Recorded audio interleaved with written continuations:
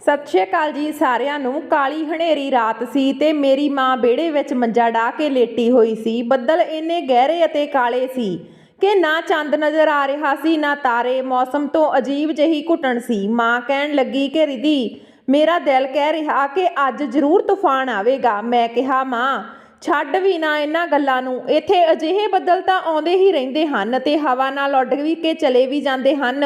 ਕੋਈ ਤੂਫਾਨ ਨਹੀਂ ਆਉਣ ਵਾਲਾ। ਇਹ ਕਹਿ ਕੇ ਮੈਂ ਪਾਸਾ ਬਦਲ ਲਿਆ ਤੇ ਅੱਖਾਂ ਬੰਦ ਕਰ ਲਈਆਂ। ਮੇਰੀ ਮਾਂ ਇੱਕ ਵਿਧਵਾ ਔਰਤ ਸੀ ਤੇ ਮੈਂ ਉਸ ਦੀ ਇਕਲੌਤੀ ਔਲਾਦ ਸੀ। ਮੇਰੇ ਪਾਪਾ ਦਾ ਇਹ ਘਰ ਆਪਣਾ ਸੀ। ਇਸ ਘਰ ਦੀ ਵਜ੍ਹਾ ਨਾਲ ਸਾਨੂੰ ਬਹੁਤ ਆਰਾਮ ਸੀ। ਰੁੱਖੀ ਸੁੱਖੀ ਜਿਵੇਂ ਵੀ ਹੁੰਦੀ ਸੀ। ਅਸੀਂ ਮਾਂ ਬੇਟੀ ਕਮਾ ਲੈਂਦੇ ਸੀ ਤੇ ਖਾ ਲੈਂਦੇ ਸੀ। ਮੈਂ ਅਤੇ ਮੇਰੀ ਮਾਂ ਕੱਪੜੇ ਸਿਲਾਈ ਕਰਦੀਆਂ ਅਤੇ ਆਪਣਾ ਗੁਜ਼ਰ ਬਸਰ ਕਰ ਰਹੀਆਂ ਸੀ ਤੇ ਪ੍ਰਮਾਤਮਾ ਦਾ ਧੰਨਵਾਦ ਕਰਦੀਆਂ ਸੀ। ਲੇਕਿਨ ਮੈਂ ਨਹੀਂ ਜਾਣਦੀ ਸੀ ਕਿ ਕਾਲੀ ਹਨੇਰੀ ਰਾਤ ਮੇਰੇ ਲਈ ਕਿਸੇ ਤੂਫਾਨ ਤੋਂ ਘੱਟ ਨਹੀਂ ਸੀ। ਕੁਝ ਦੇਰ ਹੋਈ ਸੀ ਕਿ ਮੇਰੀਆਂ ਅੱਖਾਂ ਨੀਂਦ ਨਾਲ ਬੰਦ ਹੋਣ ਲੱਗੀਆਂ। ਦੀਵਾਲੀ ਆਉਣ ਵਾਲੀ ਸੀ। ਇਸ ਲਈ ਮੁਹੱਲੇ ਦੇ ਕਾਫੀ ਘਰਾਂ ਵਿੱਚੋਂ ਕੱਪੜੇ ਸਿਉਣ ਦੇ ਲਈ ਔਰਤਾਂ ਨੇ ਰੱਖੇ ਹੋਏ ਸੀ। ਮੈਂ ਅਤੇ ਮੰਮੀ ਅੱਜ ਪੂਰਾ ਦਿਨ ਬੈਠੀਆਂ ਕੱਪੜੇ ਸਿਉਂ ਰਹੀਆਂ ਸੀ। ਇਸ ਸਮੇਂ ਮੇਰਾ ਪੂਰਾ ਸਰੀਰ ਥਕਾਨ ਦੀ ਵਜ੍ਹਾ ਨਾਲ ਚੂਰ-ਚੂਰ ਹੋ ਚੁੱਕਿਆ ਸੀ। ਮੈਂ ਹਾਲੇ ਗਹਿਰੀ ਨੀਂਦ ਵਿੱਚ ਗਈ ਸੀ ਕਿ ਲਾਈਟ ਵੀ ਚਲੀ ਗਈ। ਸਾਡੇ ਸ਼ਹਿਰ ਵਿੱਚ ਕਦੇ-ਕਦੇ ਲੋਡ ਸ਼ੈਡਿੰਗ ਦਾ ਇਸ ਤਰ੍ਹਾਂ ਹੀ ਹੁੰਦੀ ਰਹਿੰਦੀ ਸੀ। ਬਿਨਾਂ ਦੱਸੇ ਹੀ ਲਾਈਟ ਚਲੀ ਜਾਂਦੀ ਸੀ ਤੇ 2-3 ਘੰਟੇ ਵਾਪਸ ਨਹੀਂ ਆਉਂਦੀ ਸੀ। ਵਿਹੜੇ ਵਿੱਚ ਘੁੱਪ ਹਨੇਰਾ ਹੋ ਚੁੱਕਿਆ ਸੀ, ਲੇਕਿਨ ਥਕਾਨ ਦੇ ਮਾਰੇ ਮੇਰਾ ਬੁਰਾ ਹਾਲ ਸੀ। ਹਾਲੇ ਮੈਂ ਪੂਰੀ ਤਰ੍ਹਾਂ ਨੀਂਦ ਵਿੱਚ ਨਹੀਂ ਗਈ ਸੀ। ਅਚਾਨਕ ਨਾਲ ਮੈਨੂੰ ਅਜਿਹਾ ਲੱਗਿਆ ਜਿਵੇਂ ਕੋਈ ਸਾਡੇ ਵਿਹੜੇ ਵਿੱਚ ਟੱਪ ਕੇ ਆਇਆ ਹੈ। ਕਦਮਾਂ ਦੀ ਆਹਟ ਵਿਹੜੇ ਵਿੱਚ ਸੁਣਾਈ ਦੇਣ ਲੱਗੀ। ਰਾਤ ਦਾ ਹਨੇਰਾ, ਉਸ ਸਮੇਂ ਲਾਈਟ ਵੀ ਨਹੀਂ ਸੀ। ਮੇਰੇ ਮੰਜੇ ਦੇ ਨਾਲ ਮੇਰੀ ਮਾਂ ਦਾ ਮੰਜਾ ਵੀ ਪਿਆ ਸੀ। ਮੈਂ ਡਰ ਨਾਲ ਆਪਣੀ ਮਾਂ ਦਾ ਹੱਥ ਫੜ ਲਿਆ। ਮੇਰੀ ਮਾਂ ਗਹਿਰੀ ਨੀਂਦ ਵਿੱਚ ਸੌਂ ਚੁੱਕੀ ਸੀ। ਮੈਨੂੰ ਲੱਗਿਆ ਸ਼ਾਇਦ ਇਹ ਮੇਰਾ ਵਹਿਮ ਹੋਵੇ। ਭਲਾ ਸਾਡੇ ਘਰ ਕੌਣ ਆ ਸਕਦਾ? ਲੇਕਿਨ ਨਹੀਂ, ਮੈਨੂੰ ਲੱਗਿਆ ਜਿਵੇਂ ਕੋਈ ਚੱਲਦਾ ਹੋਇਆ ਮੇਰੇ ਕਰੀਬ ਆ ਰਿਹਾ। ਨਾ ਜਾਣੇ ਕਿਉਂ ਮੇਰਾ ਦਿਲ ਜ਼ੋਰ ਨਾਲ ਧੜਕਣ ਲੱਗਿਆ। ਮੇਰੇ ਕੰਨ ਕਦੇ ਧੋਖਾ ਨਹੀਂ ਖਾ ਸਕਦੇ ਸੀ। ਸੱਚਮੁੱਚ ਵਿਹੜੇ ਵਿੱਚ ਕੋਈ ਸੀ। ਕਦਮਾਂ ਦੀ ਆਵਾਜ਼ ਜਿਵੇਂ-ਜਿਵੇਂ ਮੇਰੇ ਕਰੀਬ ਆ ਰਹੀ ਸੀ, ਡਰ ਨਾਲ ਮੇਰੀ ਜਾਨ ਨਿਕਲ ਰਹੀ ਸੀ। ਕੌਣ ਸੀ ਜੋ ਸਾਡੇ ਘਰ ਵਿੱਚ ਆਇਆ ਸੀ ਤੇ ਕਿਸ ਲਈ ਆਇਆ ਸੀ? ਇਸ ਤੋਂ ਪਹਿਲਾਂ ਕਿ ਮੈਂ ਅੱਖਾਂ ਖੋਲ੍ਹਦੀ, ਇੱਕ ਟਾਰਚ ਲਾਈਟ ਦੀ ਰੌਸ਼ਨੀ ਜੋ ਮੇਰੇ ਮੂੰਹ ਤੇ ਆ ਪਈ। ਉਹ ਸ਼ਾਇਦ 2 ਲੋਕ ਸੀ। ਇੱਕ ਨੇ ਦੂਜੇ ਨੂੰ ਕਿਹਾ, ਚੰਗਾ ਹੈ, ਬਿਜਲੀ ਵੀ ਜਾ ਚੁੱਕੀ ਆ। ਜਲਦੀ-ਜਲਦੀ ਘਰ ਦੀ ਤਲਾਸ਼ੀ ਲੈ ਲੈ ਤੇ ਇੱਥੋਂ ਆਪਣਾ ਕੰਮ ਖਤਮ ਕਰਕੇ ਚੱਲਦੇ ਬਣੀਏ। ਉਹ ਦੋਨੋਂ ਲੋਕ ਆਪਸ ਵਿੱਚ ਬਹੁਤ ਹੀ ਹੌਲੀ-ਹੌਲੀ ਗੱਲ ਕਰ ਰਹੇ ਸੀ। ਲੇਕਿਨ ਰਾਤ ਦਾ ਸਰਨਾਟਾ, ਲਾਈਟ ਵੀ ਬੰਦ, ਉਸ ਉੱਤੋਂ ਘੁੱਪ ਹਨੇਰਾ ਤੇ ਸ਼ਾਇਦ ਉਹ ਲੋਕ ਮੇਰੇ ਕੋਲ ਹੀ ਖੜੇ ਗੱਲਾਂ ਕਰ ਰਹੇ ਸੀ। ਇਸ ਲਈ ਮੈਨੂੰ ਉਹਨਾਂ ਦੀਆਂ ਗੱਲਾਂ ਸੁਣਾਈ ਦੇ ਰਹੀਆਂ ਸੀ। ਹੁਣ ਤਾਂ ਕੋਈ ਸ਼ੱਕ ਨਹੀਂ ਰਿਹਾ ਸੀ। ਸੱਚਮੁੱਚ ਸਾਡੇ ਘਰ ਵਿੱਚ ਚੋਰ ਆ ਗਏ ਸੀ। ਲੇਕਿਨ ਸਾਡੇ ਘਰ ਵਿੱਚ ਤਾਂ ਚੋਰੀ ਕਰਨ ਦੇ ਲਈ ਕੁਝ ਵੀ ਨਹੀਂ ਸੀ। ਉਹਨਾਂ ਦੋਨਾਂ ਦੇ ਕਦਮਾਂ ਦੀ ਆਵਾਜ਼ ਮੈਨੂੰ ਆਪਣੇ ਕੋਲ ਦੂਰ ਹੁੰਦੀ ਹੋਈ ਮਹਿਸੂਸ ਹੋਈ। ਸ਼ਾਇਦ ਉਹ ਵਿਹੜੇ ਦੇ ਸਾਹਮਣੇ ਬਣੇ ਇਕਲੌਤੇ ਕਮਰੇ ਵਿੱਚ ਜਾ ਚੁੱਕੇ ਸੀ। ਮੈਨੂੰ ਖਟ-ਖਟ ਦੀ ਆਵਾਜ਼ ਆਉਣ ਲੱਗੀ। ਸ਼ਾਇਦ ਉਹ ਕਮਰੇ ਦੀ ਤਲਾਸ਼ੀ ਲੈ ਰਹੇ ਸੀ। ਮੈਂ ਮੰਮੀ ਦਾ ਹੱਥ ਫੜ ਕੇ ਹਿਲਾਇਆ। ਮੰਮੀ ਉੱਠ ਗਈ। ਇਸ ਤੋਂ ਪਹਿਲਾਂ ਕਿ ਉਹ ਜ਼ੋਰ ਨਾਲ ਕੁਝ ਬੋਲਦੀ ਤਾਂ ਮੈਂ ਮੂੰਹ ਤੇ ਹੱਥ ਰੱਖ ਦਿੱਤਾ। ਮੈਂ ਕਿਹਾ, ਮੰਮੀ, ਘਰ ਵਿੱਚ ਚੋਰ ਆ ਗਏ ਹਨ ਅਤੇ ਸਾਡੇ ਘਰ ਦੀ ਤਲਾਸ਼ੀ ਲੈ ਰਹੇ ਹਨ। ਇਹ ਸੁਣਨਾ ਸੀ ਕਿ ਮੰਮੀ ਡਰ ਨਾਲ ਕੰਬਣ ਲੱਗੀ। ਸਾਡੇ ਘਰ ਵਿੱਚ ਕੋਈ ਮਰਦ ਨਹੀਂ ਸੀ, ਸਿਰਫ ਅਸੀਂ 2 ਔਰਤਾਂ ਹੀ ਸੀ। ਮੰਮੀ ਉੱਠ ਕੇ ਬੈਠ ਗਈ। ਮੈਂ ਕਿਹਾ, ਮੰਮੀ ਲੇਟੀ ਰਹਿ। ਸਾਡੇ ਘਰ ਵਿੱਚ ਚੋਰੀ ਕਰਨ ਵਾਲੀ ਕਿਹੜੀ ਚੀਜ਼ ਆ ਜੋ ਉਹ ਚੋਰ ਲੈ ਜਾਣਗੇ? ਤਲਾਸ਼ੀ ਲੈਣਗੇ, ਜਦੋਂ ਕੁਝ ਨਾ ਮਿਲਿਆ ਤਾਂ ਚਲੇ ਜਾਣਗੇ। ਲੇਕਿਨ ਮੇਰੀ ਮਾਂ ਕੁਝ ਜ਼ਿਆਦਾ ਹੀ ਡਰ ਚੁੱਕੀ ਸੀ। ਡਰ ਨਾਲ ਮੇਰੀ ਮਾਂ ਦੀਆਂ ਅੱਖਾਂ ਵਿੱਚ ਹੰਝੂ ਵਹਿਣ ਲੱਗੇ। ਉਹ ਰੋਣ ਲੱਗੀ। ਮੈਂ ਹੌਲੀ ਜਿਹੇ ਮੰਮੀ ਨੂੰ ਰੋਣ ਤੋਂ ਮਨ੍ਹਾ ਕੀਤਾ। ਸ਼ਾਇਦ ਉਹਨਾਂ ਨੇ ਸਾਡੀ ਆਵਾਜ਼ ਸੁਣ ਲਈ ਸੀ। ਉਹ ਦੋਵੇਂ ਆਦਮੀ ਕਮਰੇ ਤੋਂ ਬਾਹਰ ਆ ਗਏ। ਮੈਂ ਉੱਠ ਕੇ ਬੈਠ ਗਈ। ਉਹਨਾਂ ਨੇ ਟਾਰਚ ਦੀ ਲਾਈਟ ਦੀ ਰੌਸ਼ਨੀ ਮੇਰੇ ਤੇ ਪਾਈ। ਅਸੀਂ ਮੰਜੇ ਤੇ ਉੱਠ ਬੈਠੀਆਂ। ਦੇਖਿਆ ਤਾਂ ਫੌਰਨ ਤੇਜ਼ ਕਦਮ ਉਠਾਉਂਦੇ ਹੋਏ ਸਾਡੇ ਕੋਲ ਆ ਗਏ।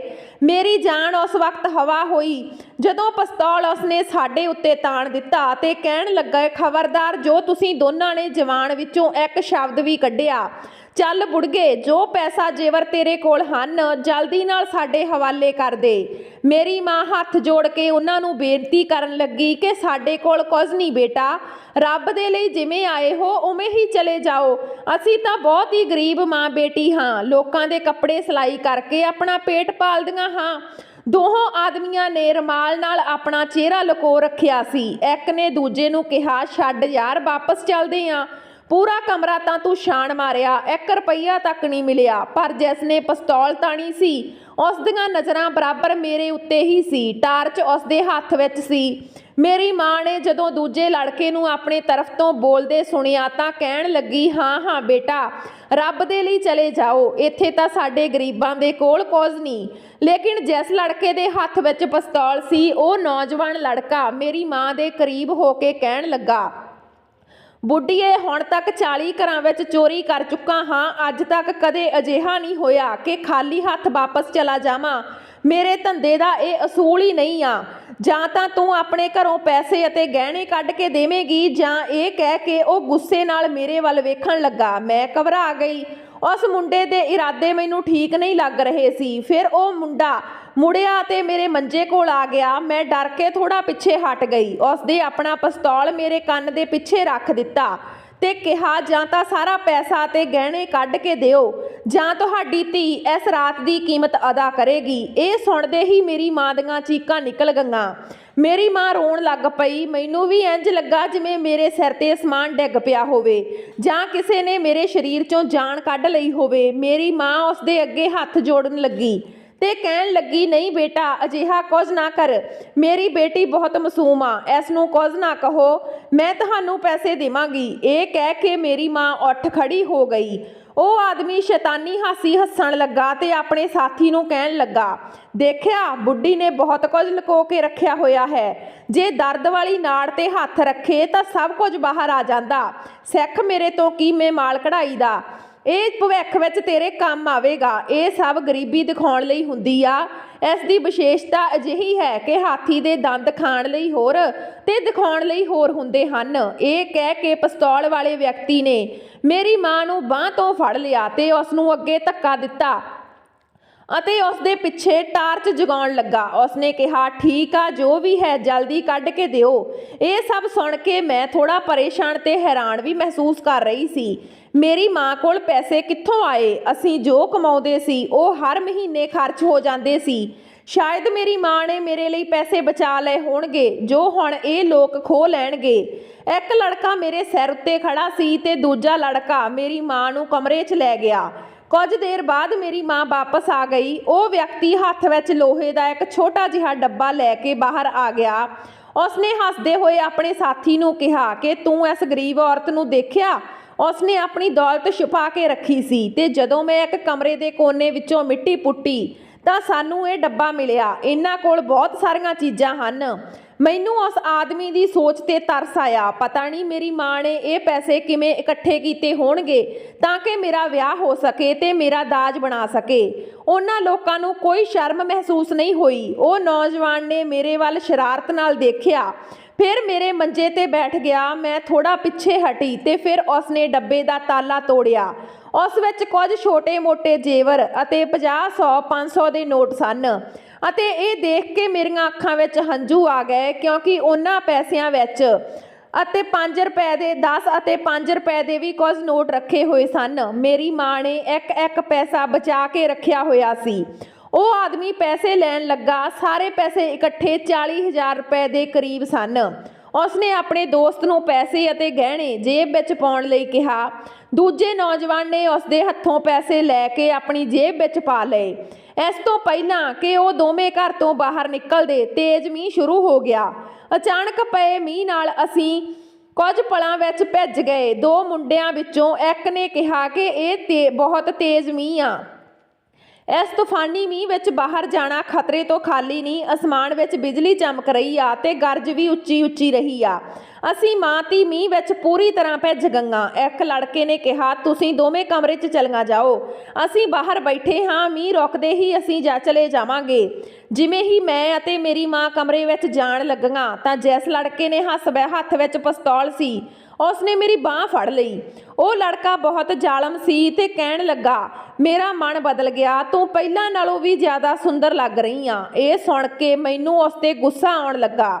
ਦੂਜਾ ਮੁੰਡਾ ਆਪਣੇ ਦੋਸਤ ਨੂੰ ਕਹਿਣ ਲੱਗਾ, ਜਾਣ ਦੇ, ਇਸ ਸਾਨੂੰ ਸਮਾਨ ਦੀ ਲੋੜ ਸੀ ਤੇ ਸਾਡੇ ਕੋਲ ਪੈਸਾ ਤੇ ਸਮਾਨ ਹੈ। ਇਸ ਮਾਂ ਧੀ ਨੂੰ ਕਮਰੇ ਅੰਦਰ ਜਾਣ ਦੇ। ਮੀਂਹ ਰੋਕਦੇ ਹੀ ਅਸੀਂ ਵੀ ਇੱਥੋਂ ਚਲੇ ਜਾਵਾਂਗੇ, ਪਰ ਪਿਸਤੌਲ ਵਾਲੇ ਮੁੰਡੇ ਨੇ ਆਪਣੇ ਸਾਥੀ ਦੀ ਇੱਕ ਨਾ ਸੁਣੀ ਅਤੇ ਮੇਰੀ ਬਾਂਹ ਫੜ ਲਈ। ਜਿਵੇਂ ਹੀ ਉਸ ਮੁੰਡੇ ਨੇ ਮੇਰੀ ਬਾਂਹ ਫੜੀ, ਮੈਨੂੰ ਗੁੱਸਾ ਚੜ ਗਿਆ। ਮੈਂ ਉਸ ਤੋਂ ਆਪਣੀ ਬਾਂਹ ਛਡਾਉਣ ਦੀ ਕੋਸ਼ਿਸ਼ ਕਰਨ ਲੱਗੀ। ਮੈਂ ਕਿਹਾ, ਖਬਰਦਾਰ, ਜੇ ਤੁਸੀਂ ਮੇਰੇ ਨਾਲ ਕੁਝ ਗਲਤ ਕੀਤਾ ਤਾਂ ਤੁਹਾਨੂੰ ਪੈਸੇ ਚਾਹੀਦੇ ਸੀ, ਉਹ ਤੁਹਾਨੂੰ ਮਿਲ ਗਏ। ਜਦੋਂ ਉਸਨੇ ਮੈਨੂੰ ਇਸ ਤਰ੍ਹਾਂ ਗੁੱਸੇ ਵਿੱਚ ਦੇਖਿਆ ਤਾਂ ਉਹ ਮੁੰਡਾ ਹੱਸਣ ਲੱਗਾ ਤੇ ਕਹਿਣ ਲੱਗਾ ਕਿ ਤੇਰੇ ਅੰਦਰ ਬਹੁਤ ਹੰਕਾਰ ਆ, ਮੈਂ ਤੇਰੇ ਨਾਲ ਜੋ ਮਰਜ਼ੀ ਕਰ ਲਵਾਂ, ਤੂੰ ਮੇਰਾ ਕੀ ਵਿਗਾੜ ਸਕਦੀ ਆ। ਮੈਂ ਕਿਹਾ, ਹੱਥ ਛੱਡੋ ਨਹੀਂ ਤਾਂ ਮੈਂ ਰੌਲਾ ਪਾ ਦੇਵਾਂਗੀ। ਇਹ ਸੁਣਦੇ ਹੀ ਉਸਨੇ ਮੇਰੇ ਕੰਨ ਥੱਲੇ ਪਿਸਤੌਲ ਰੱਖ ਦਿੱਤਾ। ਉਸਨੇ ਕਿਹਾ, ਤੇਰੀ ਆਵਾਜ਼ ਨਿਕਲੀ ਤਾਂ ਮੈਂ ਤੈਨੂੰ ਮਾਰ ਦੇਵਾਂਗਾ। ਮੈਂ ਕਿਹਾ, ਮਾਰੋ ਗੋਲੀ। ਮੇਰੀਆਂ ਅੱਖਾਂ ਵਿੱਚ ਹੁਣ ਕੋਈ ਡਰ ਨਹੀਂ ਸੀ। ਉਹ ਮੁੰਡਾ ਮੇਰੇ ਨਾਲ ਜੋ ਵੀ ਕਰਨਾ ਚਾਹੁੰਦਾ ਸੀ, ਉਸ ਤੋਂ ਚੰਗਾ ਹੁੰਦਾ ਜੇ ਉਹ ਮੈਨੂੰ ਗੋਲੀ ਮਾਰ ਦਿੰਦਾ। ਉਸੇ ਵੇਲੇ ਬਿਜਲੀ ਚਮਕੀ ਤੇ ਮੁੰਡੇ ਦਾ ਰੁਮਾਲ ਵੀ ਉਸਦੇ ਚਿਹਰੇ ਤੋਂ ਹਟ ਗਿਆ। ਮੈਂ ਬਿਜਲੀ ਦੀ ਰੌਸ਼ਨੀ ਵਿੱਚ ਉਸਦਾ ਚਿਹਰਾ ਦੇਖ ਲਿਆ ਸੀ। ਮੇਰੀਆਂ ਗੁੱਸੇ ਭਰੀਆਂ ਨਜ਼ਰਾਂ ਦੇਖ ਕੇ ਉਸਨੇ ਮੈਨੂੰ ਝਟਕੇ ਨਾਲ ਆਪਣੇ ਨੇੜੇ ਕਰ ਲਿਆ ਤੇ ਕਿਹਾ, ਅੱਛਾ, ਹੁਣ ਦੇਖ ਮੈਂ ਤੇਰੇ ਨਾਲ ਕੀ ਕਰਦਾ ਹਾਂ, ਤੂੰ ਆਪ ਹੀ ਮੇਰੇ ਕੋਲ ਆ ਜਾਵੇਂਗੀ। ਮੇਰੀ ਮਾਂ ਰੋਣ ਲੱਗ ਪਈ, ਹੱਥ ਜੋੜ ਕੇ ਉਸ ਲੜਕੇ ਨੂੰ ਬੇਨਤੀ ਕਰਨ ਲੱਗੀ ਕਿ ਮੇਰੀ ਧੀ ਨਾਲ ਕੁਝ ਨਾ ਕਰਿਓ। ਮੇਰੀ ਜ਼ਿੰਦਗੀ ਦਾ ਇਹੀ ਸਹਾਰਾ, ਜੋ ਤੁਸੀਂ ਚਾਹੁੰਦੇ ਸੀ ਮੈਂ ਤੁਹਾਨੂੰ ਦੇ ਦਿੱਤਾ। ਤੁਸੀਂ ਮੇਰੀ ਜ਼ਿੰਦਗੀ ਦੀ ਸਾਰੀ ਬਚਤ ਲੈ ਲਈ। ਰੱਬ ਦੀ ਖਾਤਰ ਮੇਰੀ ਧੀ ਨੂੰ ਮਾਫ ਕਰ ਦਿਓ। ਜੇਕਰ ਤੁਹਾਨੂੰ ਇਸ ਦੀ ਕੋਈ ਗੱਲ ਬੁਰੀ ਲੱਗੀ ਤਾਂ ਮੈਂ ਤੁਹਾਡੇ ਤੋਂ ਮਾਫੀ ਮੰਗਦੀ ਹਾਂ।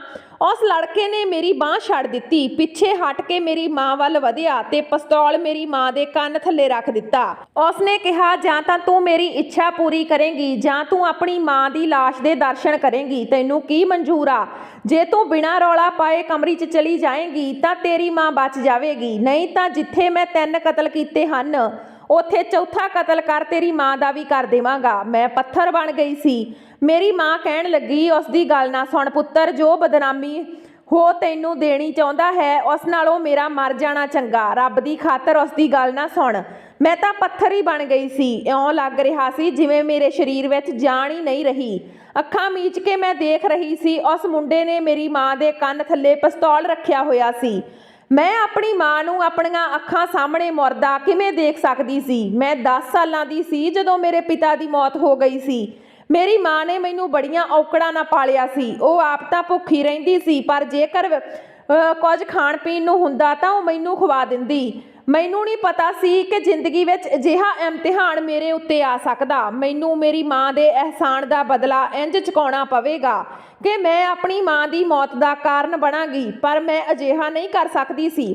ਮੈਂ ਆਪਣੀ ਮਾਂ ਨੂੰ ਆਪਣੀਆਂ ਅੱਖਾਂ ਦੇ ਸਾਹਮਣੇ ਕਿਵੇਂ ਮਰਨ ਦੇ ਸਕਦੀ ਸੀ? ਮੈਂ ਕਿਹਾ ਕਿ ਮੈਂ ਤੁਹਾਡੀ ਹਰ ਗੱਲ ਨਾਲ ਸਹਿਮਤ ਹਾਂ, ਪਰ ਮੇਰੀ ਮਾਂ ਨੂੰ ਕੁਝ ਨਹੀਂ ਕਹਿਣਾ। ਮੁੰਡਾ ਸ਼ਾਇਦ ਜਾਣਦਾ ਸੀ ਕਿ ਮੈਂ ਨਹੀਂ ਕਰਾਂਗੀ, ਇਸ ਲਈ ਉਹ ਉੱਚੀ ਉੱਚੀ ਹੱਸਣ ਲੱਗਾ। ਉਸਨੇ ਕਿਹਾ, ਸਾਰੀ ਆਕੜ ਖਤਮ ਹੋ ਗਈ।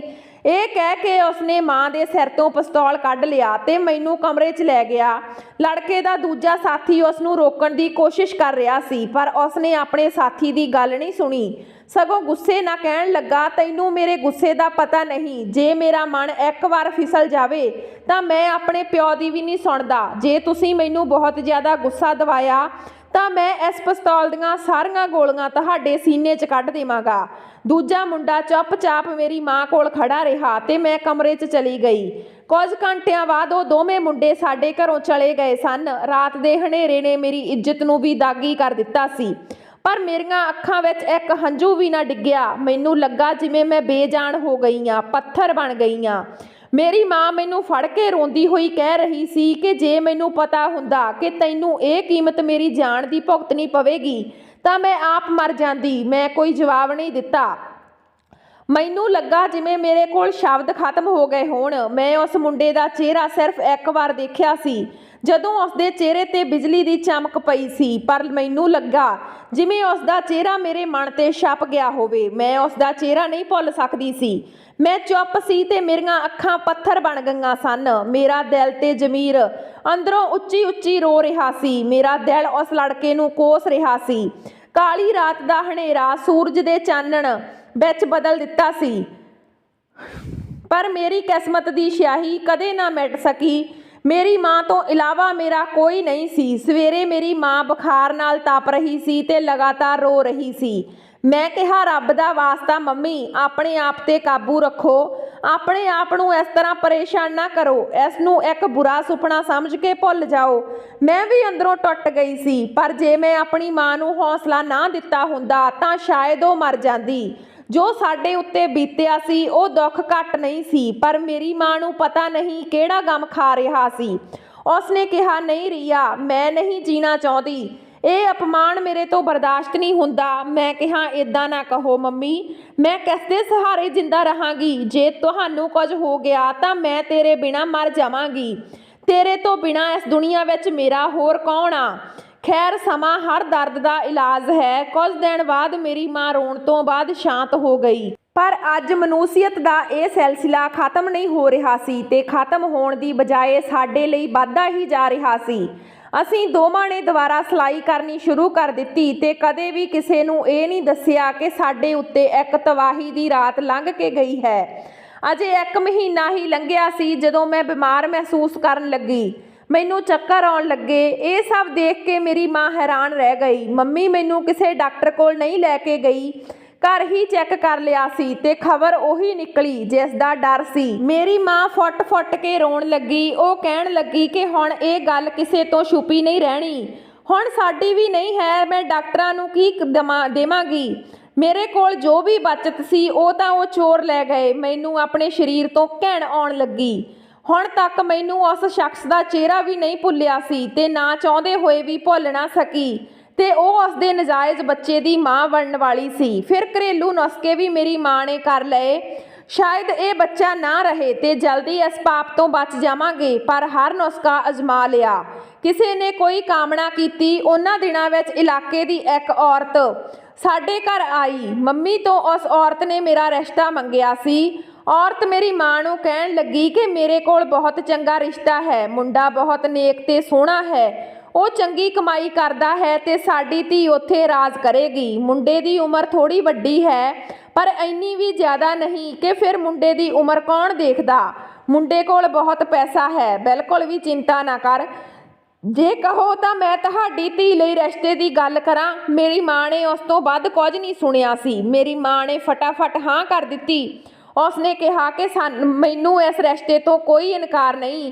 ਤੁਸੀਂ ਜਾ ਕੇ ਮੁੰਡੇ ਨੂੰ ਕਹੋ ਕਿ ਜਲਦੀ ਤੋਂ ਜਲਦੀ ਵਿਆਹ ਕਰਨ ਲਈ ਤਿਆਰ ਹਾਂ। ਮੈਂ ਤਾਂ ਆਪਣੀ ਮਾਂ ਦੀ ਇੰਨੀ ਜਲਦਬਾਜ਼ੀ ਤੋਂ ਹੈਰਾਨ ਰਹਿ ਗਈ, ਪਰ ਗਵਾਂਢ ਵਾਲੀ ਔਰਤ ਵੀ ਮੇਰੀ ਮਾਂ ਦੀ ਜਲਦਬਾਜ਼ੀ ਤੋਂ ਪਰੇਸ਼ਾਨ ਸੀ। ਉਸ ਔਰਤ ਨੂੰ ਹੈਰਾਨ ਦੇਖ ਕੇ ਮੇਰੀ ਮਾਂ ਨੇ ਕੁਝ ਸਾਵਧਾਨੀ ਨਾਲ ਕਿਹਾ, ਅਸਲ ਵਿੱਚ ਮੈਂ ਬਿਮਾਰ ਰਹਿਣ ਲੱਗ ਪਈ ਹਾਂ। ਮੇਰੀ ਧੀ ਦਾ ਮੇਰੇ ਤੋਂ ਇਲਾਵਾ ਕੋਈ ਸਹਾਰਾ ਨਹੀਂ। ਰੱਬ ਨਾ ਕਰੇ ਜੇ ਮੈਨੂੰ ਕੁਝ ਹੋ ਗਿਆ ਤਾਂ ਮੇਰੀ ਰੀਆ ਦਾ ਕੀ ਬਣੇਗਾ। ਇਸ ਲਈ ਮੈਂ ਚਾਹੁੰਦੀ ਹਾਂ ਕਿ ਮੇਰੀ ਰੀਆ ਜਲਦੀ ਤੋਂ ਜਲਦੀ ਆਪਣੇ ਘਰ ਚਲੀ ਜਾਵੇ। ਫਿਰ ਮੈਨੂੰ ਆਰਾਮ ਮਿਲੇਗਾ ਤੇ ਫਿਰ ਮੈਨੂੰ ਮੌਤ ਦਾ ਕੋਈ ਡਰ ਨਹੀਂ ਰਹੇਗਾ। ਇਸ ਲਈ ਮੈਂ ਜਲਦੀ ਤੋਂ ਜਲਦੀ ਰੀਆ ਦਾ ਵਿਆਹ ਕਰਨਾ ਚਾਹੁੰਦੀ ਹਾਂ।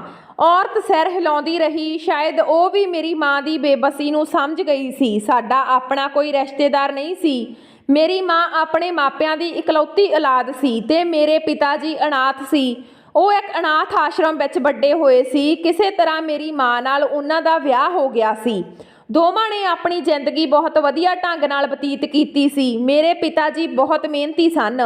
ਇਸ ਘਰ ਨੂੰ ਉਸਨੇ ਆਪਣੀ ਮਿਹਨਤ ਦੇ ਬਲਬੂਤੇ ਨਾਲ ਬਣਾਇਆ ਸੀ, ਪਰ ਜ਼ਿੰਦਗੀ ਨੇ ਉਸ ਨੂੰ ਹੋਰ ਸਮਾਂ ਨਹੀਂ ਦਿੱਤਾ ਅਤੇ ਉਹ ਇਸ ਦੁਨੀਆ ਤੋਂ ਚਲੇ ਗਏ। ਉਸ ਦੇ ਜਾਣ ਤੋਂ ਬਾਅਦ ਮੇਰੀ ਮਾਂ ਨੇ ਮੈਨੂੰ ਪਾਲਣ ਲਈ ਬਹੁਤ ਮਿਹਨਤ ਕੀਤੀ ਅਤੇ ਹੁਣ ਜਲਦੀ ਹੀ ਤੋਂ ਜਲਦੀ ਮੇਰੇ ਵਿਆਹ ਦੇ ਫਰਜ਼ਾਂ ਤੋਂ ਮੁਕਤ ਹੋਣਾ ਚਾਹੁੰਦੀ ਸੀ। ਗੁਆਂਢਣ ਨੇ ਦੱਸਿਆ ਕਿ ਲੜਕਾ ਵੀ ਜਲਦੀ ਤੋਂ ਜਲਦੀ ਵਿਆਹ ਕਰਵਾਉਣਾ ਚਾਹੁੰਦਾ ਹੈ ਤੇ ਦਾਜ 'ਚ ਕੁਝ ਨਹੀਂ ਚਾਹੁੰਦਾ। ਇਹ ਸੁਣ ਕੇ ਮੇਰੀ ਮਾਂ ਹੋਰ ਵੀ ਖੁਸ਼ ਹੋ ਗਈ। ਮੈਂ ਆਪਣੀ ਮਾਂ ਦਾ ਚਿਹਰਾ ਦੇਖਣ ਲੱਗ ਪਈ। ਜਿਵੇਂ ਹੀ ਉਹ ਔਰਤ ਚਲੀ ਗਈ, ਮੈਂ ਕਿਹਾ, ਮੰਮੀ, ਤੁਹਾਨੂੰ ਪਤਾ ਹੈ ਕਿ ਮੈਂ ਕਿਸ ਹਾਲਤ ਵਿੱਚ ਹਾਂ। ਮੰਮੀ ਕਹਿਣ ਲੱਗੀ ਕਿ ਹੁਣ ਮੇਰੇ ਕੋਲ ਹੋਰ ਕੋਈ ਚਾਰਾ ਨਹੀਂ, ਇਸ ਲਈ ਤੂੰ ਸਾਡਾ ਗਨਾਹ ਛੁਪਾਉਣ ਲਈ ਵਿਆਹ ਕਰਵਾ ਲੈ। ਫਿਰ ਕਿਸੇ ਨੂੰ ਕੁਝ ਪਤਾ ਨਹੀਂ ਲੱਗੇਗਾ ਤੇ ਉਹ ਬੱਚਾ ਵੀ ਆਪਣੇ ਪਿਤਾ ਨੂੰ ਲੱਭ ਲਵੇਗਾ। ਜਰਾ ਸੋਚ, ਜੇ ਅਸੀਂ ਇਸ ਬੱਚੇ ਨੂੰ ਕਿਸੇ ਵੀ ਤਰੀਕੇ ਨਾਲ ਸੁੱਟ ਦਿੰਦੇ ਹਾਂ ਤਾਂ ਇਹ ਸਾਡੇ ਹੱਥੋਂ ਵੱਡਾ ਪਾਪ ਹੋਵੇਗਾ। ਇਸ ਵਿੱਚ ਇਸ ਮਾਸੂਮ ਬੱਚੇ ਦਾ ਕੀ ਕਸੂਰ? ਇਸ ਤੋਂ ਇਸ ਸੰਸਾਰ ਵਿੱਚ ਆਉਣ ਦਾ ਹੱਕ ਆਪਾਂ ਕਿਉਂ ਖੋਈਏ? ਸ਼ਾਇਦ ਰੱਬ ਤੇਰੀ ਇੱਜ਼ਤ ਨੂੰ ਢਕਣਾ ਚਾਹੁੰਦਾ, ਇਸੇ ਲਈ ਇਹ ਰਿਸ਼ਤਾ ਤੇਰੇ ਲਈ ਭੇਜ ਦਿੱਤਾ। ਤੂੰ ਵਿਆਹ ਤੋਂ ਇਨਕਾਰ ਨਾ ਕਰੀ। ਮਾਂ ਦੀ ਗੱਲ ਸੁਣ ਕੇ ਮੈਂ ਵੀ ਚੁੱਪ ਹੋ ਗਈ। ਜ਼ਿੰਦਗੀ ਵਿੱਚ ਹੁਣ ਕੋਈ ਬਹਾਰ ਨਹੀਂ ਬਚੀ ਸੀ। ਮੈਂ ਤਾਂ ਬਸ ਜ਼ਿੰਦਗੀ ਜਿਉਣੀ ਸੀ। ਕਿਸੇ ਤਰ੍ਹਾਂ ਵੀ ਮੇਰੇ ਦਿਲ ਵਿੱਚ ਕੋਈ ਉਤਸ਼ਾਹ ਨਹੀਂ ਸੀ। 8 ਦਿਨਾਂ ਬਾਅਦ ਮੈਂ ਬੜੀ ਸਾਦਗੀ ਨਾਲ ਵਿਆਹ ਕਰਵਾ ਲਿਆ ਸੀ। ਵਿਆਹ ਵਿੱਚ ਬਹੁਤ ਸਾਰੇ ਲੋਕ ਸ਼ਾਮਲ ਨਹੀਂ ਹੋਏ। ਮੁਹੱਲੇ ਦੇ 2-4 ਲੋਕ ਹੀ ਸਨ ਤੇ ਮੇਰੇ ਪਤੀ ਆਪਣੇ ਨਾਲ ਕੁਝ ਦੋਸਤਾਂ ਨੂੰ ਲੈ ਕੇ ਆਏ ਸਨ। ਮੈਂ ਆਪਣੇ ਪਤੀ ਵੱਲ ਤੱਕਣ ਦੀ ਖੇਚਲ ਵੀ ਨਹੀਂ ਕੀਤੀ। ਮੇਰੇ ਲਈ ਇਹ ਮਾਇਨੇ ਨਹੀਂ ਰੱਖਦਾ ਸੀ ਕਿ ਮੇਰਾ ਪਤੀ ਕੌਣ ਆ ਜਾਂ ਉਹ ਕਿਵੇਂ ਸੀ। ਮੈਂ ਤਾਂ ਆਪਣੇ ਪੇਟ ਵਿੱਚ ਪਲ ਰਹੇ ਬੱਚੇ ਨੂੰ ਕਿਸੇ ਦਾ ਨਾਮ ਦੇਣਾ ਚਾਹੁੰਦੀ ਸੀ ਤੇ ਮੈਂ ਆਪਣੀ ਜ਼ਿੰਦਗੀ ਜੀਣੀ ਸੀ। ਮੇਰੀ ਮਾਂ ਨੇ ਆਪਣੇ ਆਸ਼ੀਰਵਾਦ ਨਾਲ ਮੈਨੂੰ ਆਪਣੇ ਪਤੀ ਨਾਲੋਂ ਘਰੋਂ ਵਿਦਾ ਕਰ ਦਿੱਤਾ, ਪਰ ਮੈਂ ਡਰ ਰਹੀ ਸੀ। ਮੈਨੂੰ ਲੱਗ ਰਿਹਾ ਸੀ ਕਿ ਜੇ ਮੇਰੇ ਪਤੀ ਨੂੰ ਮੇਰੀ ਸੱਚਾਈ ਪਤਾ ਲੱਗ ਗਈ ਤਾਂ ਫਿਰ ਉਹ ਮੈਨੂੰ ਆਪਣੇ ਘਰੋਂ ਬਾਹਰ ਕੱਢ ਦੇਵੇਗਾ। ਜਿਵੇਂ ਹੀ ਟੈਕਸੀ ਘਰ ਦੇ ਸਾਹਮਣੇ ਰੁਕੀ ਤਾਂ ਘਰ ਨੂੰ ਬਾਹਰੋਂ ਤਾਲਾ ਲੱਗਿਆ ਹੋਇਆ ਸੀ। ਮੈਨੂੰ ਇਹ ਵੀ ਨਹੀਂ ਪਤਾ ਸੀ ਕਿ ਜਿਸ ਵਿਅਕਤੀ ਨਾਲ ਮੇਰਾ ਵਿਆਹ ਹੋਇਆ ਉਸਦੇ ਘਰ ਕਿੰਨੇ ਲੋਕ ਸਨ, ਕੌਣ ਸੀ, ਨਾ ਹੀ ਅਜੇ ਤੱਕ ਆਪਣੇ ਪਤੀ ਨੂੰ ਮੈਂ ਦੇਖਿਆ ਸੀ। ਮੇਰੇ ਪਤੀ ਨੇ ਘਰ ਦਾ ਤਾਲਾ ਖੋਲ੍ਹ ਕੇ ਕਿਹਾ, ਮੈਂ ਘਰ ਵਿੱਚ ਇਕੱਲਾ ਰਹਿੰਦਾ ਹਾਂ। ਮੈਂ ਉਸਦੇ ਨਾਲ ਉਸਦੇ ਘਰ ਵੜੀ ਤੇ ਉਸਦੇ ਕਮਰੇ ਵਿੱਚ ਆ ਗਈ। ਉਸਨੇ ਮੈਨੂੰ ਬੈੱਡ ਤੇ ਬਿਠਾਇਆ ਤੇ ਕਮਰੇ ਦਾ ਦਰਵਾਜ਼ਾ ਬੰਦ ਕਰ ਦਿੱਤਾ। ਮੈਂ ਕਮਰੇ ਵਿੱਚ ਬੈਠੀ ਇਹੀ ਸੋਚ ਰਹੀ ਸੀ ਕਿ ਮੈਂ ਆਪਣੀ ਜ਼ਿੰਦਗੀ ਦੀ ਸ਼ੁਰੂਆਤ ਝੂਠ ਨਾਲ ਨਹੀਂ ਕਰਾਂਗੀ। ਮੈਂ ਆਪਣੇ ਪਤੀ ਨੂੰ ਸਾਰੀ ਸੱਚਾਈ ਦੱਸਾਂਗੀ ਕਿ ਮੇਰੇ ਪਤੀ ਮੇਰੇ ਸਾਹਮਣੇ ਬੈਠ ਗਿਆ। ਮੈਂ ਤਾਂ ਪਹਿਲਾਂ ਹੀ ਸੋਚ ਰਹੀ ਸੀ ਕਿ ਰੋਜ਼ ਮਰਨ ਨਾਲੋਂ ਇਹ ਕੌੜਾ ਘੁੱਟ ਪੀ ਲੈਣਾ ਬਿਹਤਰ ਹੈ, ਕਿਉਂਕਿ ਸ਼ਾਇਦ ਉਹ ਮੇਰੀ ਤਕਲੀਫ ਅਤੇ ਮੇਰੀ ਬੇਵਸੀ ਨੂੰ ਸਮਝ ਸਕੇ। ਜਿਵੇਂ ਹੀ ਉਸਨੇ ਮੇਰਾ ਪਰਦਾ ਚੁੱਕਿਆ, ਜਦੋਂ ਮੈਂ ਉੱਪਰ ਦੇਖਿਆ ਤਾਂ ਮੈਂ ਉਸਨੂੰ ਦੇਖ ਕੇ ਹੈਰਾਨ ਰਹਿ ਗਈ। ਉਹ ਉਨੀ ਹੀ ਹੈਰਾਨੀ ਨਾਲ ਮੇਰੇ ਵੱਲ ਵੇਖ ਰਿਹਾ ਸੀ ਜਿੰਨਾ ਮੈਂ ਉਸ ਵੱਲ ਦੇਖ ਰਹੀ ਸੀ। ਉਹ ਆਦਮੀ ਮੇਰੇ ਪਿਤਾ ਜੀ ਦੀ ਉਮਰ ਦਾ ਸੀ। ਉਸਦੀ ਉਮਰ 55 ਸਾਲ ਦੇ ਕਰੀਬ ਹੋਵੇਗੀ। ਉਹ ਜਲਦੀ ਪਿੱਛੇ ਹਟ ਗਿਆ। ਉਸਨੇ ਕਿਹਾ, ਤੇਰੀ ਉਮਰ ਬਹੁਤ ਛੋਟੀ ਆ। ਮੈਂ ਰਿਸ਼ਤਾ ਤੈਅ ਕਰਨ ਵਾਲੀ ਔਰਤ ਨੂੰ ਕਿਹਾ ਸੀ, ਜੇਕਰ ਕੋਈ ਬੇਸਹਾਰਾ ਮੇਰੀ ਉਮਰ ਦੀ ਔਰਤ ਹੈ ਤਾਂ ਦੱਸਿਓ। ਮੇਰੀ ਪਤਨੀ ਦਾ 2 ਸਾਲ ਪਹਿਲਾਂ ਹੀ ਕਤਲ ਹੋ ਗਿਆ ਸੀ। ਮੈਨੂੰ ਇੱਕ ਬੁੱਧੀਮਾਨ ਔਰਤ ਦੀ ਲੋੜ ਸੀ ਜੋ ਮੇਰਾ ਘਰ ਸੰਭਾਲ ਸਕੇ ਤੇ ਮੇਰੇ ਖਾਣ ਪੀਣ ਦਾ ਧਿਆਨ ਰੱਖ ਸਕੇ, ਕਿਉਂਕਿ ਮੈਂ ਘਰ ਵਿੱਚ ਇਕੱਲਾ ਹਾਂ ਤੇ ਮੇਰੇ ਤੋਂ ਘਰ ਨਹੀਂ ਸੰਭਲਦਾ। ਮੈਨੂੰ ਨਹੀਂ ਪਤਾ ਕਿ ਉਸਨੇ ਇੱਕ ਜਵਾਨ ਕੁੜੀ ਦੀ ਜ਼ਿੰਦਗੀ ਕਿਉਂ ਬਰਬਾਦ ਕਰ ਦਿੱਤੀ। ਮੈਨੂੰ ਮਾਫ਼ ਕਰ ਦੇ। ਜੇ ਮੈਨੂੰ ਪਤਾ ਹੁੰਦਾ ਕਿ ਉਹ ਔਰਤ ਮੇਰੇ ਵਿਆਹ ਤੇਰੇ ਵਰਗੀ ਮਟਿਆਰ ਨਾਲ ਕਰਵਾਏਗੀ ਤਾਂ ਮੈਂ ਤੇਰੇ ਨਾਲ ਕਦੇ ਵਿਆਹ ਨਾ ਕਰਦਾ। ਮੈਂ ਲੰਬਾ ਠੰਡਾ ਸਾਹ ਲਿਆ ਤੇ ਕਿਹਾ, ਇਸ ਨਾਲ ਮੈਨੂੰ ਕੋਈ ਫਰਕ ਨਹੀਂ ਪੈਂਦਾ ਕਿ ਮੇਰਾ ਪਤੀ ਬੁੱਢਾ ਹੈ ਜਾਂ ਜਵਾਨ। ਮੈਨੂੰ ਇਸ ਰਿਸ਼ਤੇ ਤੋਂ ਕੋਈ ਇਤਰਾਜ਼ ਨਹੀਂ। ਮੈਂ ਤੁਹਾਡੀ ਉਸੇ ਤਰ੍ਹਾਂ ਸੇਵਾ ਕਰਾਂਗੀ ਜਿਵੇਂ ਤੁਸੀਂ ਮੇਰੇ ਨਾਲ ਵਿਆਹ ਕਰਨ ਬਾਰੇ ਸੋਚਿਆ ਸੀ, ਪਰ ਇਸ ਤੋਂ ਪਹਿਲਾਂ ਕਿ ਤੁਸੀਂ ਮੇਰੇ ਨਾਲ ਕੋਈ ਸੰਬੰਧ ਬਣਾਓ, ਮੈਂ ਤੁਹਾਨੂੰ ਸਭ ਕੁਝ ਸੱਚ ਦੱਸਣਾ ਚਾਹੁੰਦੀ ਹਾਂ। ਮੈਂ ਅਜੇ ਦੱਸਣ ਹੀ ਲੱਗੀ ਸੀ ਕਿ ਬਾਹਰਲੇ ਗੇਟ ਦਾ ਦਰਵਾਜ਼ਾ ਜ਼ੋਰਦਾਰ ਆਵਾਜ਼ ਨਾਲ ਬੰਦ ਹੋ ਗਿਆ। ਮੇਰਾ ਪਤੀ ਹੈਰਾਨ ਰਹਿ ਗਿਆ। ਫਿਰ ਉਸਨੇ ਘੜੀ ਵੱਲ ਦੇਖਿਆ ਤੇ ਉਸਦੇ ਚਿਹਰੇ ਦੇ ਹਾਵ ਭਾਵ ਵਿਗੜਨ ਲੱਗੇ। ਉਸਦੇ ਮੱਥੇ ਤੇ ਝੁਰੜੀਆਂ ਪੈ ਗਈਆਂ। ਅਚਾਨਕ ਕਿਸੇ ਨੇ ਸਾਡੇ ਕਮਰੇ ਦਾ ਦਰਵਾਜ਼ਾ ਬਹੁਤ ਜ਼ੋਰ ਨਾਲ ਖੜਕਾਇਆ। ਮੇਰਾ ਪਤੀ ਕਹਿਣ ਲੱਗਾ ਕਿ ਲੱਗਦਾ ਹੈ ਮੇਰਾ ਪੁੱਤਰ ਆ ਗਿਆ। ਜਿਵੇਂ ਹੀ ਉਸਨੇ ਦਰਵਾਜ਼ਾ ਖੋਲ੍ਹਿਆ, ਮੈਂ ਆਪਣੇ ਸਾਹਮਣੇ ਖੜੇ ਮੁੰਡੇ ਨੂੰ ਦੇਖ ਕੇ ਹੈਰਾਨ ਰਹਿ ਗਈ। ਉਹ ਵੀ ਮੇਰੇ ਵੱਲ ਦੇਖ ਰਿਹਾ ਸੀ ਤੇ ਮੈਨੂੰ ਦੇਖ ਕੇ ਅੱਖਾਂ ਝਪਕਣਾ ਭੁੱਲ ਗਿਆ। ਲੱਗਦਾ ਸੀ ਜਿਵੇਂ ਇਹ ਪੱਥਰ ਦਾ ਬਣ ਗਿਆ ਹੋਵੇ। ਮੇਰੇ ਪਤੀ ਨੇ ਉਸਨੂੰ ਕਿਹਾ ਕਿ ਇਹ ਤੇਰੀ ਨਵੀਂ ਮਾਂ। ਇਹ ਸੁਣ ਕੇ ਉਸਦਾ ਰੰਗ ਹੋਰ ਵੀ ਫਿੱਕਾ ਪੈ ਗਿਆ। ਉਹ ਉਹੀ ਮੁੰਡਾ ਸੀ ਜਿਸ ਨੇ 1 ਮਹੀਨਾ ਪਹਿਲਾਂ ਮੇਰੀ ਜ਼ਿੰਦਗੀ ਬਰਬਾਦ ਕਰ ਦਿੱਤੀ ਸੀ। ਮੈਨੂੰ ਲੱਗਾ ਜਿਵੇਂ ਮੇਰਾ ਸਿਰ ਘੁੰਮ ਰਿਹਾ ਸੀ। ਮੈਂ ਸੋਚ ਵੀ ਨਹੀਂ ਸਕਦੀ ਸੀ ਕਿ ਉਹ ਮੁੰਡਾ ਇਸ ਹਾਲਤ ਵਿੱਚ ਮੇਰੇ ਸਾਹਮਣੇ ਆ ਕੇ ਖੜਾ ਹੋਵੇਗਾ। ਮੈਂ ਕੁਝ ਵੀ ਸੋਚਣ ਅਤੇ ਸਮਝਣ ਦੇ ਸਮਰੱਥ ਨਹੀਂ ਸੀ। ਲੜਕਾ ਤੁਰੰਤ ਕਮਰੇ ਤੋਂ ਬਾਹਰ ਚਲਾ ਗਿਆ ਤੇ ਰਸੋਈ 'ਚ ਭਾਂਡੇ ਟੁੱਟਣ ਦੀ ਆਵਾਜ਼ ਸੁਣਾਈ ਦਿੱਤੀ। ਮੇਰੇ ਪਤੀ ਨੇ ਮੈਨੂੰ ਕਿਹਾ ਕਿ ਉਹ ਮੇਰਾ ਪੁੱਤਰ ਹੈ, ਪਰ ਜ਼ਿਆਦਾਤਰ ਸਮਾਂ ਘਰ ਤੋਂ ਬਾਹਰ ਰਹਿੰਦਾ ਹੈ। ਮੈਂ ਉਸ ਨੂੰ ਕਈ ਵਾਰ ਸਮਝਾਇਆ ਕਿ ਕੋਈ ਕੰਮ ਕਰ ਲੈ, ਪਰ ਉਹ ਨਹੀਂ ਸੁਣਦਾ। ਉਹ ਦਿਨ ਰਾਤ ਅਵਾਰਾ ਮੁੰਡਿਆਂ ਨਾਲ ਘੁੰਮਦਾ ਰਹਿੰਦਾ ਹੈ। ਉਸ ਨੂੰ ਮੇਰੀ ਕੋਈ ਪਰਵਾਹ ਨਹੀਂ। ਜੇ ਉਹ ਕਿਸੇ ਕੰਮ ਦਾ ਹੁੰਦਾ ਤਾਂ ਮੈਂ ਆਪਣੀ ਥਾਂ ਉਸ ਦਾ ਵਿਆਹ ਕਰਵਾ ਦਿੰਦਾ, ਪਰ ਜਦੋਂ ਉਹ ਕੋਈ ਕੰਮ ਹੀ ਨਹੀਂ ਕਰਦਾ ਤਾਂ ਉਸ ਦਾ ਵਿਆਹ ਕਰਵਾ ਕੇ ਕਿਉਂ ਕਿਸੇ ਦੀ ਕੁੜੀ ਦੀ ਜ਼ਿੰਦਗੀ ਬਰਬਾਦ ਕਰਾਂ। ਮੈਂ ਆਪਣੇ ਪਤੀ ਵੱਲ ਵੱਡੀਆਂ ਵੱਡੀਆਂ ਅੱਖਾਂ ਨਾਲ ਦੇਖ ਰਹੀ ਸੀ।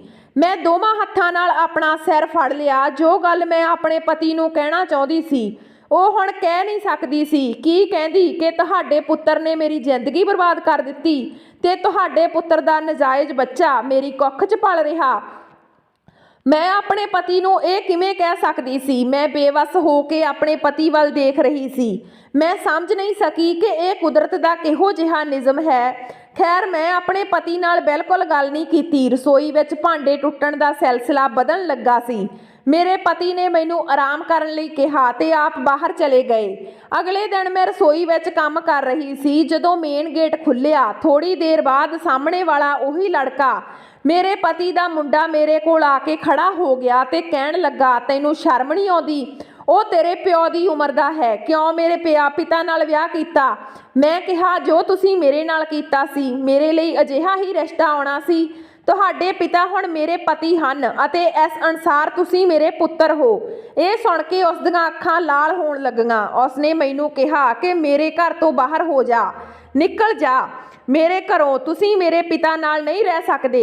ਮੈਂ ਉਸ ਲੜਕੇ ਵੱਲ ਦੇਖਿਆ। ਸਿਰਫ ਮੈਂ ਹੀ ਜਾਣਦੀ ਸੀ ਕਿ ਉਹ ਇਸ ਸਮੇਂ ਕਿੰਨੀ ਮੁਸੀਬਤ ਵਿੱਚੋਂ ਲੰਘ ਰਿਹਾ ਸੀ। ਉਸ ਦੀਆਂ ਅੱਖਾਂ ਗੁੱਸੇ ਅਤੇ ਬੇਵਸੀ ਨਾਲ ਲਾਲ ਹੋ ਰਹੀਆਂ ਸੀ। ਉਸ ਦਾ ਸਾਰਾ ਸਰੀਰ ਕੰਬ ਰਿਹਾ ਸੀ, ਜਿਸ ਦੇ ਨਾਲ ਉਸਨੇ ਸਮਾਂ ਬਿਤਾਇਆ ਸੀ, ਆਪਣੀ ਹਵਸ ਸ਼ਾਂਤ ਕੀਤੀ ਸੀ। ਉਸ ਨੂੰ ਆਪਣੀ ਮਾਂ ਦਾ ਸਤਿਕਾਰ ਕਿਵੇਂ ਦੇ ਸਕਦਾ ਸੀ? ਜਿਸ ਨੇ ਮੇਰੇ ਤੇ ਬੁਰੀ ਨਜ਼ਰ ਰੱਖੀ ਸੀ, ਉਹ ਕਿਵੇਂ ਮਾਂ ਕਹਿ ਕੇ ਬੁਲਾ ਸਕਦਾ ਸੀ? ਉਸ ਨੂੰ ਦੇਖ ਕੇ ਪਹਿਲਾਂ ਮੈਂ ਮੁਸਕਰਾਈ ਤੇ ਫਿਰ ਹੱਸਣ ਲੱਗ ਪਈ, ਉੱਚੀ ਉੱਚੀ ਹੱਸਣ ਲੱਗ ਪਈ। ਇੰਜ ਮਹਿਸੂਸ ਹੋਇਆ ਜਿਵੇਂ ਮੈਂ ਪਾਗਲਪਨ ਦਾ ਸ਼ਿਕਾਰ ਹੋ ਗਈ ਹੋਵਾਂ। ਉਹ ਮੈਨੂੰ ਪਾਗਲਾ ਵਾਂਗ ਹੱਸਦੀ ਦੇਖ ਕੇ ਹੈਰਾਨ ਰਹਿ ਗਿਆ। ਮੈਂ ਕਿਹਾ, ਕੱਲ ਰਾਤ ਤੱਕ ਮੈਂ ਸੋਚ ਰਹੀ ਸੀ ਕਿ ਰੱਬ ਨੇ ਮੇਰੇ ਨਾਲ ਅਜਿਹਾ ਕਿਉਂ ਕੀਤਾ ਕਿ ਜਿਸ ਆਦਮੀ ਨੇ ਮੈਨੂੰ ਬਰਬਾਦ ਕਰ ਦਿੱਤਾ, ਮੇਰਾ ਉਸਦੇ ਪਿਤਾ ਨਾਲ ਵਿਆਹ ਕਰਵਾ ਦਿੱਤਾ। ਪਰ ਹੁਣ ਮੈਨੂੰ ਜਵਾਬ ਮਿਲ ਗਿਆ ਕਿ ਰੱਬ ਨੇ ਮੇਰੇ ਪਾਪ ਨੂੰ ਤੁਹਾਡੇ ਘਰ ਹੀ ਪਾਲਣਾ ਸੀ। ਇਹ ਸੁਣ ਕੇ ਉਹ ਇੱਕਦਮ ਚੁੱਪ ਹੋ ਗਿਆ ਤੇ ਮੇਰੇ ਵੱਲ ਵੇਖਣ ਲੱਗਾ। ਮੈਂ ਕਿਹਾ ਕਿ ਉਸ ਰਾਤ ਤੁਸੀਂ ਮੇਰੇ ਨਾਲ ਜੋ ਵੀ ਗੁਨਾਹ ਕੀਤਾ, ਉਹ ਮੇਰੇ ਪੇਟ ਵਿੱਚ ਤੁਹਾਡਾ ਨਾਜਾਇਜ਼ ਬੱਚਾ ਪਲ ਰਿਹਾ ਹੈ ਤੇ ਜਿਸ ਨੂੰ ਤੁਹਾਡਾ ਪਿਤਾ ਨਾਮ ਦੇਵੇਗਾ। ਇਹ ਸੁਣ ਕੇ ਉਸ ਦਾ ਰੰਗ ਚਿੱਟਾ ਹੋ ਗਿਆ। ਮੈਂ ਕਿਹਾ, ਤੇਰੇ ਲਈ ਇਹ ਸਜ਼ਾ ਹੋਵੇਗੀ ਕਿ ਤੂੰ ਆਪਣੇ ਬੱਚੇ ਨੂੰ ਆਪਣੇ ਭੈਣ ਜਾਂ ਭਰਾ ਕਹੇਂਗਾ ਤੇ ਮੈਂ ਰੱਬ ਅੱਗੇ ਅਰਦਾਸ ਕਰਦੀ ਹਾਂ ਕਿ ਇਹ ਧੀ ਹੀ ਹੋਵੇ। ਤੂੰ ਮੇਰੇ ਨਾਲ ਜੋ ਜ਼ੁਲਮ ਕੀਤਾ ਹੈ, ਰੱਬ ਨਾ ਕਰੇ ਜੇ ਕੱਲ ਨੂੰ ਤੇਰੀ ਧੀ ਨਾਲ ਵੀ ਕੁਝ ਵਾਪਰ ਜਾਵੇ। ਰੱਬ ਦਾ ਭਲਾ, ਚੁੱਪ ਕਰ ਜਾਓ। ਉਸਨੇ ਆਪਣਾ ਸਿਰ ਦੋਹਾਂ ਹੱਥਾਂ ਨਾਲ ਫੜ ਲਿਆ ਤੇ ਵਾਲ ਪੁੱਟਣ ਲੱਗ ਪਿਆ। ਗੋਡਿਆਂ ਭਾਰ ਬੈਠ ਕੇ ਉਹ ਉੱਚੀ ਉੱਚੀ ਚੀਕਾਂ ਮਾਰ ਕੇ ਰੋਣ ਲੱਗ ਪਿਆ। ਕਹਿਣ ਲੱਗਾ, ਇਹ ਮੇਰੇ ਤੋਂ ਕੀ ਹੋ ਗਿਆ? ਮੈਂ ਕੀ ਕਰ ਦਿੱਤਾ? ਮੈਂ ਉਸ ਨੂੰ ਉਸੇ ਹਾਲਤ ਵਿੱਚ ਛੱਡ ਕੇ ਆਪਣੇ ਕਮਰੇ 'ਚ ਆ ਗਈ। ਮੇਰਾ ਦਿਲ ਅਜੇ ਵੀ ਉਸ ਵਿਅਕਤੀ ਲਈ ਨਫ਼ਰਤ ਨਾਲ ਭਰਿਆ ਹੋਇਆ ਸੀ। ਮੈਨੂੰ ਉਸ ਲੜਕੇ ਪ੍ਰਤੀ ਸਖਤ ਨਫ਼ਰਤ ਮਹਿਸੂਸ ਹੋ ਰਹੀ ਸੀ। ਉਹ ਕੰਧ ਨਾਲ ਆਪਣਾ ਸਿਰ ਜ਼ੋਰ-ਜ਼ੋਰ ਨਾਲ ਮਾਰ ਰਿਹਾ ਸੀ, ਖੂਨ ਵਹਿ ਰਿਹਾ ਸੀ। ਪਰ ਮੈਂ ਪੱਥਰ ਦੀ ਬਣੀ ਕਮਰੇ ਵਿੱਚ ਬੈਠੀ ਰਹੀ। ਮੈਨੂੰ ਉਸ ਦੀਆਂ ਚੀਕਾਂ ਦੀ ਪਰਵਾਹ ਨਹੀਂ ਸੀ। ਕੁਝ ਸਮੇਂ ਬਾਅਦ ਮੇਰਾ ਪਤੀ ਘਰ ਆਇਆ। ਜਦੋਂ ਉਸਨੇ ਆਪਣੇ ਬੇਟੇ ਦੀ ਬੁਰੀ ਹਾਲਤ ਦੇਖੀ ਤਾਂ ਉਹ ਹੈਰਾਨ ਰਹਿ ਗਿਆ ਤੇ ਜਲਦੀ ਨਾਲ ਹਸਪਤਾਲ ਲੈ ਗਿਆ। ਉਸ ਨੂੰ ਉੱਥੇ ਐਮਰਜੈਂਸੀ ਵਿੱਚ ਭਰਤੀ ਕਰਵਾਇਆ ਗਿਆ। ਲੜਕੇ ਨੂੰ ਹੋਸ਼ ਆ ਗਿਆ ਸੀ, ਪਰ ਡਾਕਟਰਾਂ ਦੀ ਗੱਲ ਸੁਣ ਕੇ ਮੇਰਾ ਪਤੀ ਵੀ ਸਦਮੇ 'ਚ ਆ ਗਿਆ।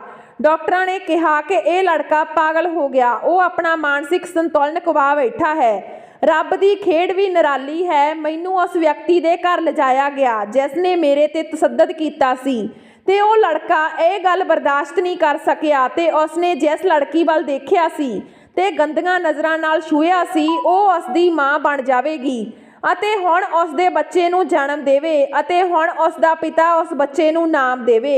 ਉਸ ਮੁੰਡੇ ਨੂੰ ਪ੍ਰਮਾਤਮਾ ਨੇ ਉਸਦੇ ਕੰਮਾਂ ਦੀ ਸਜ਼ਾ ਦੇ ਦਿੱਤੀ ਸੀ। ਮੇਰੇ ਪਤੀ ਵੀ ਆਪਣੇ ਬੇਟੇ ਦਾ ਗਮ ਬਰਦਾਸ਼ਤ ਨਾ ਕਰ ਸਕੇ। ਉਸ ਨੂੰ ਦਿਲ ਦਾ ਦੌਰਾ ਪਿਆ ਤੇ ਮੌਕੇ ਤੇ ਹੀ ਮੌਤ ਹੋ ਗਈ।